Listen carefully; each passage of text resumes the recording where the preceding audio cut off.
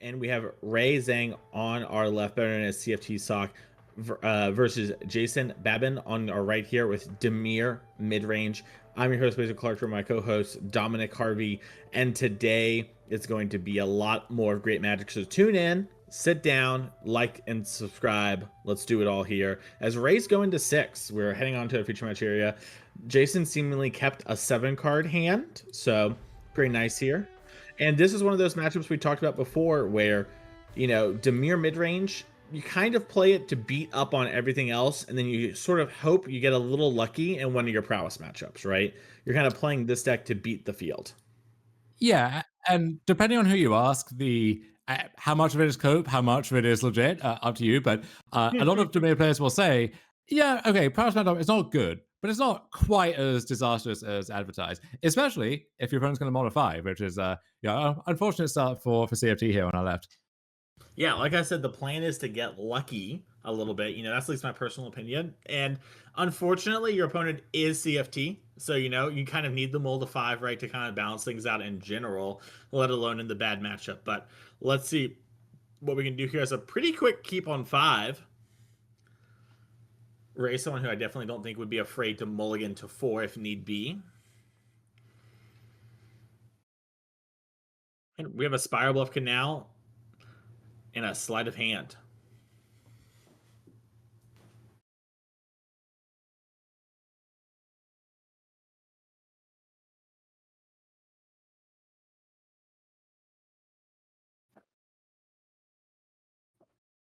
Into Spyglass Siren.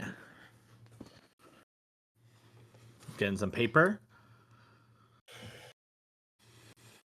Dom, you're a boogie board user or a paper user as we get Corey Stillcutter? I'm a boomer. I'm a Luddite. I like dead trees to keep my score. The body keeps the score, as they say. Yeah. It's all in my head and I know this. I have a harder time locking in when I have a boogie board for some reason. I know that sounds so dumb. I've just noticed every time I have a boogie board, I just feel so more nonchalant about it all. It creates a sense of like everything is fleeting, right? That there's no permanence to whatever. Whereas I enjoy unearthing old score sheets from random tournaments years ago and trying to like reverse engineer exactly which one it was and what happened. Yeah. Speaking of what happened here, Deep Cavern Bat's going to take into the Flood Maul, leaving Ray with 2 cantrips and a Corey Stillcutter in play. Worst places to be on your mold of 5. I like this. Think about what we want to do this turn and then execute. I think so often players just like, I'm going to Sleight of Hand. Let's go. Let's figure it out.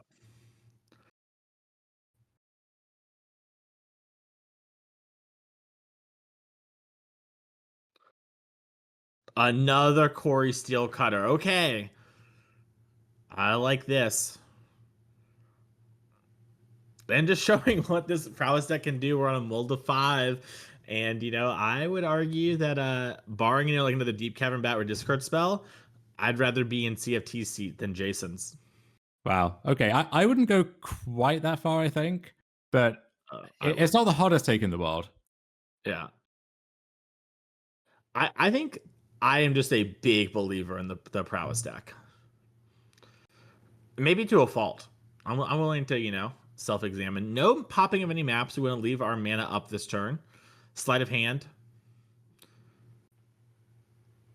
I think we found the 3rd Corey Stillcutter. And if we drew a land for turn, that is not a bad place to be.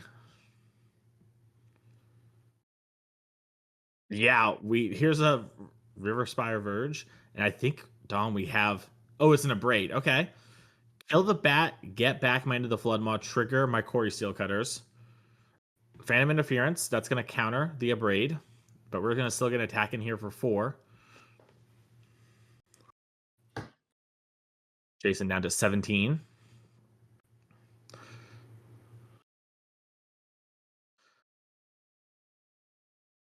Flood Pit Drowner. The pickup for the turn.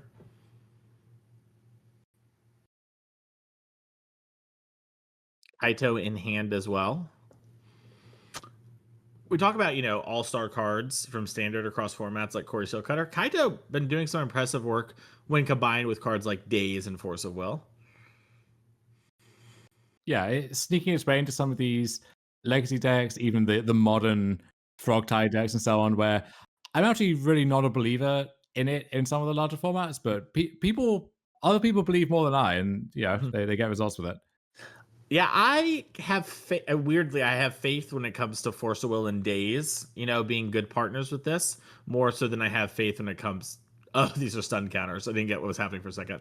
We're stunning down this token. Then I have faith in Modern, where I think it is significantly worse. Although I also think the Frog deck is awful. So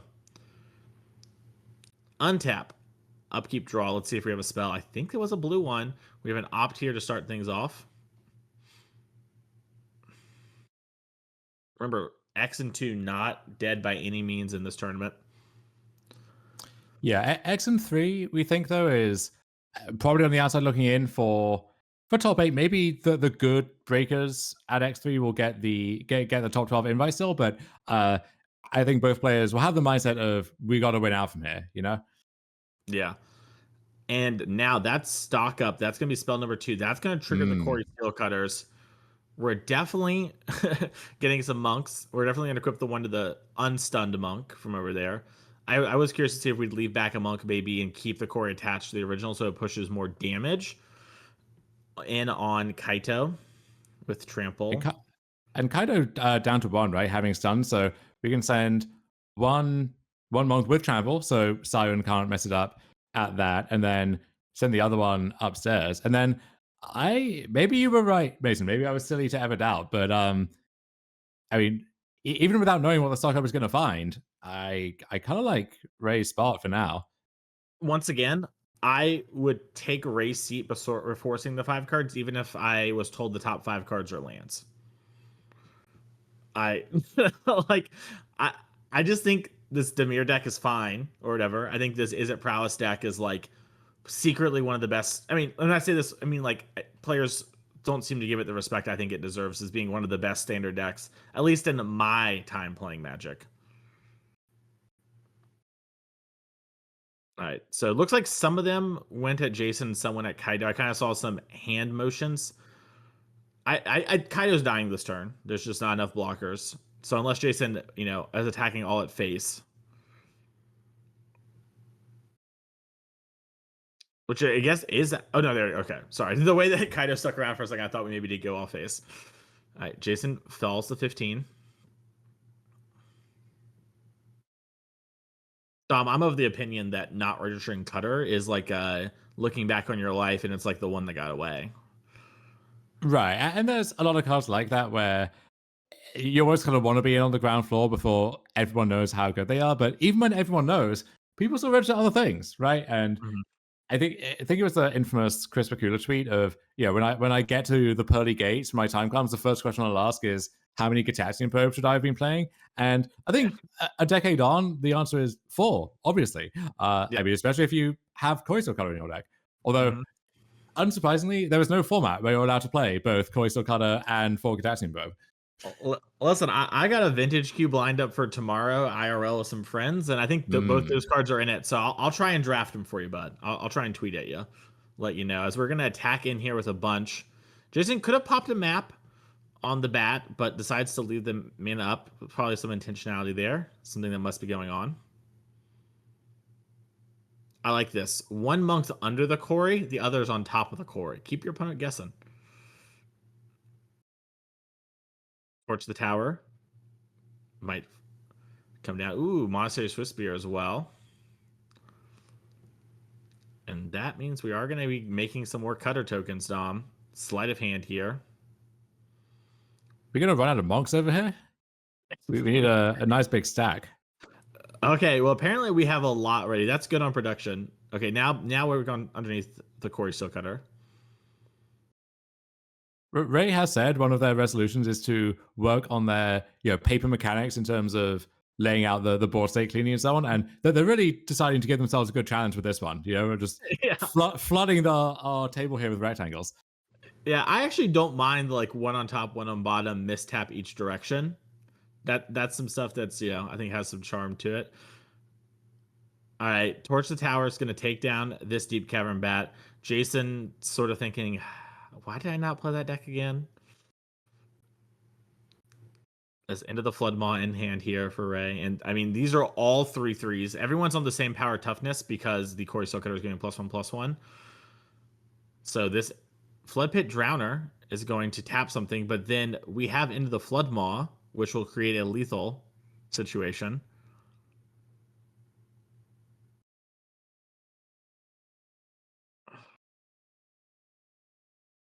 Okay, so Flood Pit Drowner number 2, stopping an Into the Flood Maw from being lethal, setting down the Trampling Monks.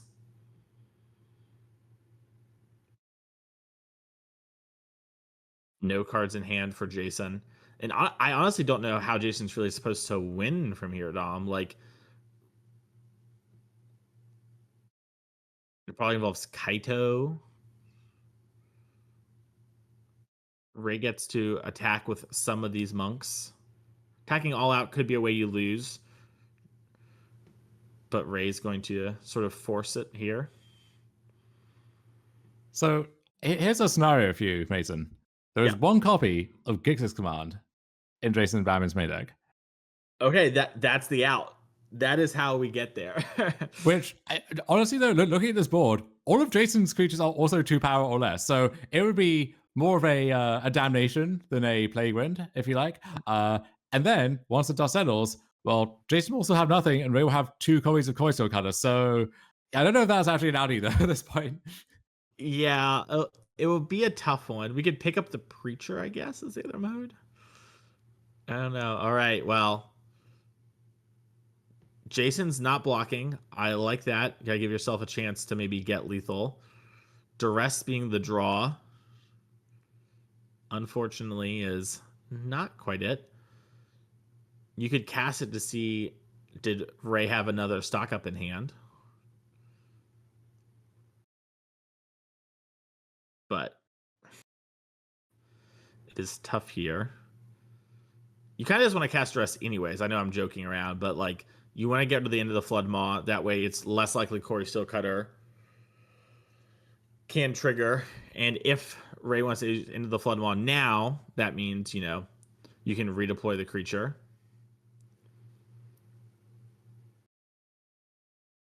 I imagine if Ray had a land, we would have saw it played last turn because of cards like Stock Up. Unless there's like a Liliana the Veil or something in Jayson's deck that I just missed. So Ray's having the hands. I'm wondering, trying to piece together exactly what the. Oh, okay, I see it. It's because the maps. The maps will make a potential lethal attacker. So Ray needs to Into the Flood Maw one of the Flood Pit Drowners to prevent the chance to get unlucky, I think. Because the last card in hand is Monstrous Rage, which does nothing. I see. Yeah.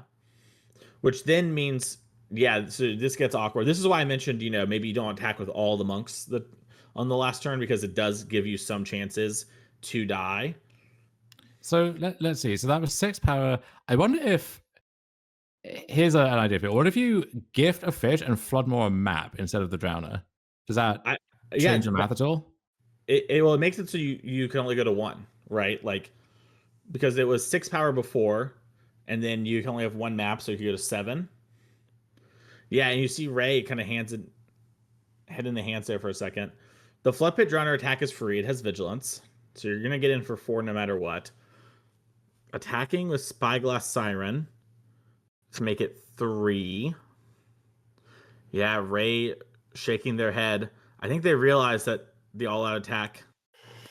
Yeah, although now, so, you know, depending on what Ray draws, I mean, any spell is going to be good. Under Trap Trainer. Well, that's a spell. That is good. All right, we found at least an opt. Okay, that should be enough to get across the line, I think. But even outside of that, right? So next time the sirens won't be lethal, and Ray will just have a ton of monks to get in the way of this Flood Pit Drowner. So I think their position is still fine, but yeah, it was more precarious than it needed to be. Yeah, well, life totals are also, I think, incorrect on our screen because okay, because we hit for 4 + 1, which would be 5, and we were at 8, right? So that would put us to 3. So, but the Kaito on top is lethal with the Spyglass Siren. Yes. Okay. Yeah. Yeah, so I mean, this was a moment where we needed to get the a card off the top here. And so now I think what's happening is we're mid casting opt and we're counting how much damage we have to figure out what we're supposed to Yes. bottom or top here. / does it even matter? Because it's all open information. Everyone So knows. as it happens, Ray found a card off the top, which found another card off the top, which may find a third card off the top, and you fill in the blanks from there. Yeah, and there's sleight of hand. Doesn't matter. Everyone, two creatures are lethal if they get through. You can tap one. You can block 3 of them. But I do believe that means 2 still get across. Yeah, we'll just go through the motions, double check. Obviously, you want to be careful. So that gets blocked. This one has trample as well. And then you can block the other 2, but 2 get across. Yeah, I mean, bada boom.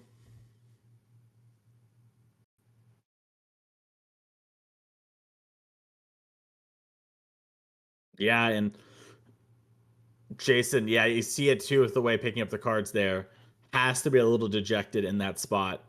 Felt like, my opponent rolled a 5, everything went crazy. I actually had a chance to get lethal there and just still lost the game. Thundertrap Trainer really coming up clutch there in a way that, Slick Shot Show Off wouldn't have really worked. Drake Hatcher wouldn't be good enough. It being Thundertrap Trainer was, the game winning creature in that regard. Yeah, Thundertrap Trainer is my goat. I've always said that. Yeah, I'm no fair weather friend, Mason. I've been there from the beginning. Yeah, Thundertrap Trainer. It's a card. We talked about like how I did the. I got to play with the Bloomberg cards a little early with the professor. That was a card that was in my deck. It was nice there too, and I definitely did not have the best Thundertrap Trainer deck. I really like that card. It is interesting to see it sort of pop up in this deck, but I think it makes a lot of sense if you believe that like you don't need to be in like slick shotting in order to beat decks like Omni and Domain. And if you believe that, then this makes a lot more sense than some of the other creatures you could be playing. So let's take a look at these sideboarding ideas here. So for CFT, we have some of the usual fare, like Scorching Shot, bounce off, some good ways to hedge against like Preacher of the Schism, Shieldred, some of the biggest stuff that can pose a problem otherwise. Hearth Elemental as another grindy card and big body that we've seen do so much good work in other power decks this weekend. And then against some black decks, you might pivot to something like Ral, but against Dimir, which is also getting on the board with a lot of evasive stuff, I don't know if that's the one you necessarily want there.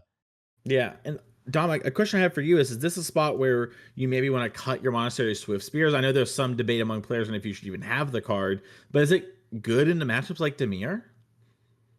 So in theory, it gets worse if your opponents can really trade off resources aggressively, because by itself it's not applying a ton of damage, and it can get blocked on the ground, and it can't really attack into like the bigger stuff. But looking at the spell suite instead, right? Like, okay, if you're keeping Swift Spear, you're cutting a bunch of spells instead. So what are those spells? Maybe Swift Spear is not at its best here, but it's still good enough or like a necessary part of the puzzle. Makes sense to me. Let's check out the Dimir deck. What spice do we have over here? Taking a look, checking it twice. Gonna find out there's a Gix's command that's kind of nice. And then that third duress, which honestly, if I had to play Dimir, or and it was a deck I considered briefly, I think I would just have maybe even 4 duress main deck. I think like if you realize that card as a crucial piece of the puzzle, just commit to it fully. Good against is it good against Omni, good against the control decks, like good against most of the people you care about. But definitely, however many copies you have coming in here, that gives us command, and then you could make a case for some of this other stuff. The spell pits, maybe the Filigree Silex actually as well, like can clear a board full of otters and monks, and given enough time, blow up Cutter itself or something instead. Yeah, that all makes a lot of sense to me. Do like the idea of Silex thing. I mean, in that game, imagine ripping Silex off the top, right? Just would have been game over. But yeah, no. Well, yeah, because it would have been because it would be game 1, and so the judge gets involved, and we have a very uncomfy conversation. But yeah, did you know you did this? What happened in your last round? Yeah, no, fair enough. Well, let's see if our players are ready here. They should be finishing up Cyborg Rabbit now. They are shuffling up to present to one another. Speaking of presenting, thanks to Face-to-Face Games for helping put on the coverage of this RC here this weekend. Make sure to follow along on Twitch and elsewhere on social media to keep up with their deals and whatnot. And make sure to check out their website for the newest cards all across the Magic universe, whether that's SpongeBob, Final Fantasy, Aether Drift, Space, soon, Dom. Which I guess if we're in space, then there's Buzz Lightyear or Star Wars, Star Trek. I Alien. mean, the world is our oyster. I think, and this, if I was in charge of the universes beyond like this fun little special pack thingies, I'd be trying really hard to get the Aliens IP. That can't be that expensive. Or like the Predator for like the bonus sheet on the space set. Maybe even Star Wars. Get Darth Vader in the game. Let's just, I mean, if you're gonna Fortnite it. Like Alien versus Predator, the Predator already has like the kind of Phyrexian style vibe, right? Like if you go back and look at some of the Ursus block Phyrexians, they look like they were borrowed from that franchise almost, or vice versa. I mean, I don't know which way the theft goes. Yeah, I mean, in that same vein, Star Trek, right? The Borg, I think, in the Phyrexian are basic. Like, I don't know a ton about Star Trek, but my understanding is the Borg are basically the Phyrexians. Yeah, and also they use an oil to convert people into their thing that are half machine, half living. I think that it's possible that maybe we lifted a little from them. Who's to say Dark Slick Shores passed the turn? Look, we'll be seeing Greasefang bring back the Death Star or something before long. Oh yeah. Oh, that's a given. If Magic lives forever and we keep on the universes beyond, the Han Solo, better known as Harrison Ford card is coming. Land go number 2 here for Jayson. Yeah, Storm Chaser's talent on turn 1 for Ray, who I think kept 7 this time. See a lot of cards being shuffled around. Back here for one. Twitch chat's telling me that Disney has their own card game. Well, Disney has multiple card games, so hasn't stopped them from doing it before. As we see Thundertrap Trainer enter the battlefield. I mean, Marvel Snap is its own card game, which is a subsidiary of Disney that is coming to Magic, right? So now, Mason, dare I say, are there too many card games? No, but I would say there are not enough people enjoying the different parts of the different card games. I see. Like I think, for example, Marvel Snap is a game that I love, have played a lot of in my free time. I play about 10, 15 minutes a day on average, and I enjoy it for what it is, a quick little game. I have my fun, they have some cool top-down designs, and I move on, and Hearthstone is kind of crazy and random, like all that kind of little stuff. So anyways, Monster Swift Spear gets cast. Storm Chaser Talon in hand. It gets cast. Yeah, and really nice curve out here from Ray. So Talent into Thundertrap Trainer, finding stock up, but not even going for the stock up here, just instead playing 3 different spells, 3 different 1-drops, and making a nice sizable attack. Yeah, an attack for 7 here is pretty large and in charge. Yeah, Razors has this interesting back and forth to it where you see the Swift Spears and you think, okay, this is a commitment to maybe not being aggressive, but being proactive, right? But then the Thundertrap Trainers kind of cut a bit in the other direction, where it's not doing a ton of damage, doesn't have haste. So if that's what the game is about, it's not ideal, but it sets you up for the longer game. Finds your cutter, finds your stock up, and so on. So that doesn't mean that it's inconsistent or incoherent.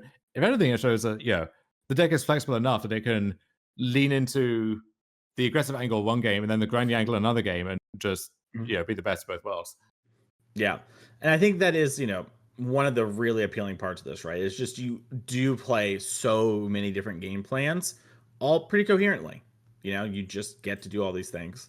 I got into like a bit of a disagreement with a friend once where I was like, I think you play a better mid-range game in a fair amount of the games as is a prowess than you do Dimir mid-range.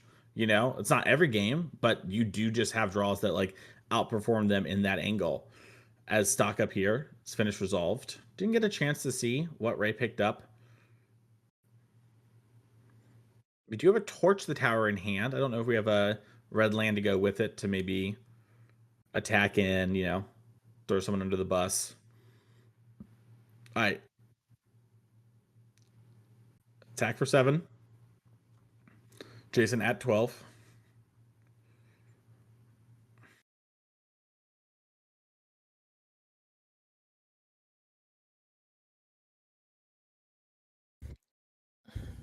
Preacher blocking Monasteries with Spear. Taking 5 down to 7. And a passing back to Jayson here. So this would be a great Gixxis command turn if that's in the cards. And it seems like, yeah, there's the 5th land. And there's a Gixxis command. Yeah, so really big swing for Jayson, who has to feel in a pretty commanding position now. Yeah, the advantage bar swings from so far in Jayson's favor down to the other side. That said, I mean, if Ray can, let's say, bounce the Preacher, they do still have a stock up left in reserve, and maybe the stock up is what finds the bounce spell. So they have tools to play a longer game, but right now the Preacher's threatening to cut that short.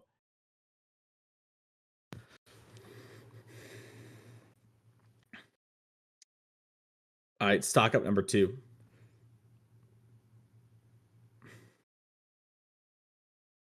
Finds multiple Quarry Steel Cutters. Looks like we took Quarry plus a land, I think.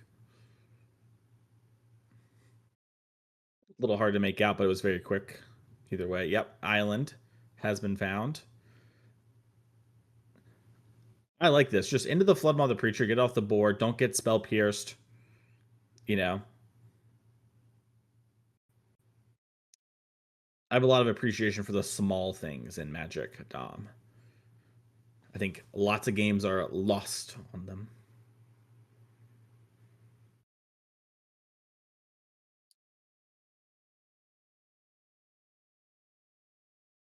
Preacher. Preacher.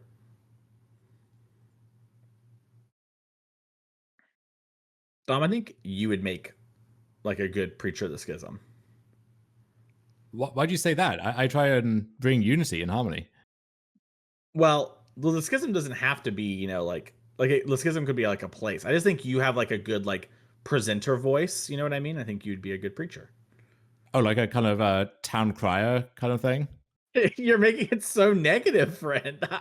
It's a positive Ramsden, you know? The gift of gab. Draw for turn here for Jayson. I'm really like the Martin Luther of my generation. Many have said. I've been saying it, but I should be saying it more. Also, I just noticed Jayson with a Y. Why doesn't my name have a Y in it? I'm Mason. Wow, I've literally never seen a Mason with a Y, or even like an I, or there's a lot of creative potential here, I think. Dom, if you want to name your kid after me and do that, that's fine. We're gonna attack in here with Go for the Throat, trigger our Preacher, get another vampire. Look, if I end up having a kid, him being called Mason with an I will be the least of his problems, you know? But it will be one of his problems. As we are gonna play this Spyglass Siren, get a map. And Flood Pit Drown to the last current hand here for Jayson. Cut down on top. Take a think. Is this what I want? It's an interesting one for sure.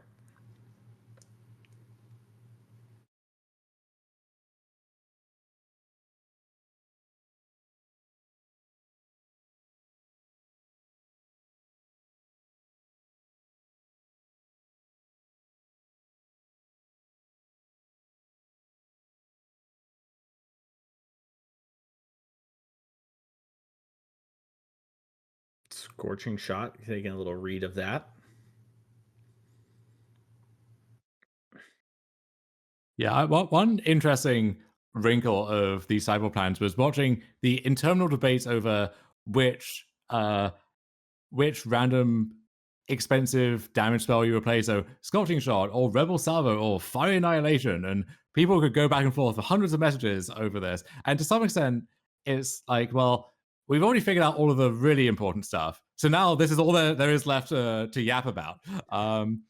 And same thing with like Unable to Scream versus Witness Protection versus versions of that effect I didn't even know existed until they were brought up, you know, like mid-tier blue draft uncommons from their formats. But I guess, you know, you want to find exactly the right one for the job.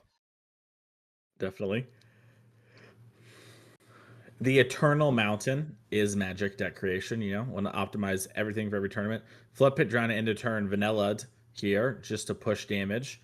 And I think pretty close to lethal here. This seems to be 10 by my count. Mill myself.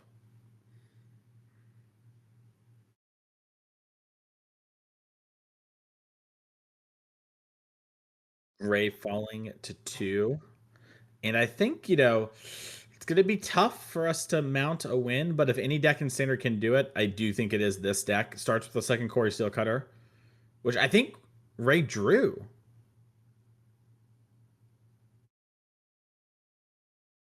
Dom. No. Sleight of hand, trigger. Trigger my flurry, excuse me. All right. So we're going to need some monstrous rages, I guess. So, I mean, I don't think we can add up to 15, but we also have to not die to this 2/2 Spyglass Siren as well. Well, we have Torch the Tower in So, hand. okay. All right. Well, that'll do it. That's step one. Yeah. We also need to not die to Floppy Drowner or Restless Reef / Sanctuary or the 2 Yeah. vampire tokens. So, Well, you can let one vampire go, right? The first vampire's free. yeah. Well, And okay. So let's game this out. So let's say, Ray, we know Ray has at least a torch. If they have another 1-mana instant, then yeah, you could double trigger the cutters on Jayson's turn 2. yeah, we know Jayson's card in hand is cut down, right? So Jayson's letting it happen here. Yeah, there's another Torch the Tower. I think Ray can win this game. And that's a pair of blue-red Verges, right? On the far left? Yeah. Those are, Okay. I think one's a Spire Bluff, but yeah, I think it's a pass. We all know Jayson can't play any of the spells. And then, yeah, in the upkeep, you torch the tower down this, and that will trigger prowess. So now if Jayson wants to cast the cut down on one of these, he needs to do it now. Obviously, there'll be more monks coming, so not the end of the world in that regard. We can let that slide. If you do it now, you're going to potentially lose to another spell, which is kind of what Ray wants to have happen. Even a Spell Pierce, which is kind of a dead card here, would be really powerful. So, and if Jayson wants to use the cut down and also fire up one of these lands and attack, I mean that's all his mana, right? And with the prowess triggers and so on, like Ray potentially now gets to bargain away the thing being cut down. Well, it prowesses out, right? No, yeah, because they both still have the cutter on them. Wow. Yeah, so that just fizzles entirely. Yeah, because you just don't move the cutter over to the new one. Yeah, I think Jayson overstepped a little here and is getting max punished by the kill spell version of it. But if this was like a Spell Pierce too, for example, Ray wanted the cut down to get cast. It's open information. Ray did all this on purpose. Right. So maybe you're meant to just let all this happen, fire up your thing and attack, and then when Ray goes to cast the next spell, you can do that. So now, okay, two new blockers. We get to keep those first 2 monks as well. The lethal threat's gone. Yeah, and now Jayson can't even attack because there's all the existing monks are too big. Yeah, and Ray gets to scry off the bargain torch the tower to set up a lethal on the next turn. Wow. So yeah, I mean, Jayson, this is all on upkeep. So this draw set, I mean, if this is just shielded or something, or Giggs' command, then okay, fine, you got me. But I think that's just duress, right? Which not a bad draw if you get to snipe a spell, but we're back at the point where Jayson now needs to make something happen and make it happen fast. Because I think if Ray gets to untap and double spell, the game's over. All right, here's duress. It was sleight of hand. Needed that duress again from Jayson. Now Jayson can animate a Soulstone at the end of turn here as a way to help make next turn's attacks a little better. But there's a Storm Chaser talent that's on level 1. We know the top card's good for Ray. They topped it. I guess theoretically they could have topped maybe a land thinking that, that's what they needed. But still, if they think they needed that, it's probably pretty good for them. I mean, incredibly tight play going on here. Ray just getting maximum advantage, eking everything out. And such an impressive deck and such an expressive player. Impressive player. Tied over my tongue there a little. Yeah, Ray famously not expressive. Yeah. Yeah, the most I've For the seen most Ray part. be expressive is I got to commentate one of their feature matches at an RC and then talked to them for a second afterwards. And they're kind of like, I think on like turn 3, I should have done this. And I could tell they were kind of frustrated by it, you know? That's Ray and I aren't close by any means, you know, but that's the most expressive I've seen. All right. Well, when they won the GP style event in last year's Chicago, the 75K, with a very out of left field deck that no one else could have built, I think. Mhm. The whole cheering section was like hooting and hollering, and they were just there, just quietly, slowly nodding, almost imperceptibly. Yeah. Also, I just want to give a shout. I think a lot of people think of Ray as like, oh, there's someone who like only brews or whatever, right? Or something like that. And you know, there might be innovative takes, but Ray's been playing a lot of the stock best deck recently when I've been watching them Yeah. play. And just, you know, maybe they have like a sideboard plan that's slightly different, but yeah, just good tight technical play. You don't win with brews just because they're brews, because it's your great player. And Ray really showing it here. Masterfully done. Jayson has put up a great finish today. Stumbled a little bit here, I think, at the end, but can still have a fine finish at, you know, X and 3 if we win out the rest. But Ray stays live for our top 8 Dom.